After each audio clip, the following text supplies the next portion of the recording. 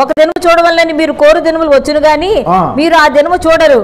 వారు ఇదిగో ఇక్కడనని అదిగో అక్కడనని మీతో చెప్పిన ఎడల వెళ్ళకుడి, వెంబడింపకుడి. ఆకాశం క్రింద ఒక దిక్కు నుండి మెరుపు మెరిసి ఆకాశం క్రింద మరి ఒక దిక్కులకు ఎలాగ ప్రకాశించునో అలాగున మనుష్య కుమారుడు తన దినము ఉండును. అయితే ముందుగా ఆయన అనేక హింసలు పొంది ఈ తరము వారి చేత ఉపేక్షింపబడవలెను. నోవహు దినములలో ఏ విధముగా జరిగిందో ఆ విధంగా సాగుద్ది. మనుష్య కుమారుని దినములలో జరుగును. నోవహు ఓడలోనికి వెళ్లి దినం వరకు జనులు తినుచు తాగుచు జనులు తినుతూ చూడండి ఎన్ని ఫంక్షన్స్ జరుగుతున్నాయి, తాగుచు ఎన్నో ఫంక్షన్స్, మరి మందు పార్టీలు బాగా జరుగుతా ఉన్నాయి. తినుచు తాగుచు పెండ్లాడుచు ఏమండి పెండ్లాడుచు పెళ్లిళ్ళు చేసుకుంటా ఉన్నారు, పెళ్లికి ఇయ్యబడుచా ఉన్నారు, ఇల్లులు కట్టుకుంటా ఉన్నారు. అది కూడా ఉంటది చూడండి, చదవండి. అంతలో జలప్రలయం వచ్చి వారిని అందరినీ నాశనం చేసిన. ఇల్లులు కట్టుకుంటున్నారు, పెళ్లిళ్ళు చేసుకుంటా ఉన్నారు, మందుల పార్టీలు చేసుకుంటా ఉన్నారు. అప్పుడు చెప్పాడు నోవహు, వినలా.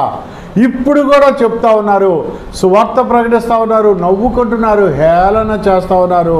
హఠాత్తుగా తూర్పున మెరుపు పుట్టి పడమరకి ఏ విధంగా మెరుపు వెళ్తుందో, ఉరుము వర్షం వచ్చే ముందు ఉరుములు మెరుపులు ఎలా వస్తాయో అట్లా ఉంటుంది. అంతేగాని ఫలానా అరణ్యంలో ఉన్నాడు, ఫలానా చోట దిగాడండి స్టేడియంలో, ప్రభు ఎంత అబద్ధం. రప్పపాటు కాలంలో జరిగిపోతాయి. ఆయన రాకడ ఇన్ని సంవత్సరాల నుంచి ఎదురు చూసింది ఒక్క క్షణంలో అయిపోద్ది.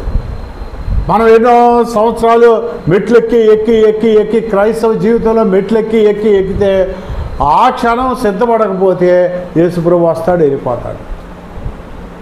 ఇంకేముంది, అయిపోయా. నువ్వు సంవత్సరం అంతా చదివి కష్టపడి చదివి ఎగ్జామ్ 3 గంటల్లో నిద్రపోతే ఎగ్జామ్ తప్పుతావు. నువ్వు జీవితాంతము మన సహోదరులకి, అక్క చెల్లెలకి, అన్నదమ్ములకి మనం మేలే చేసి 99 పనులు చేసి ఒక్క పని చేయకపోతే ఏం చేశాడు, మాకేం సహాయం చేశాడు మా అన్నయ్య?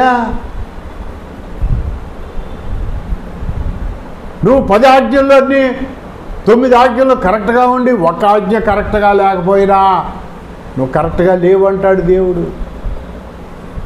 మేలుకువగా ఉండాలి.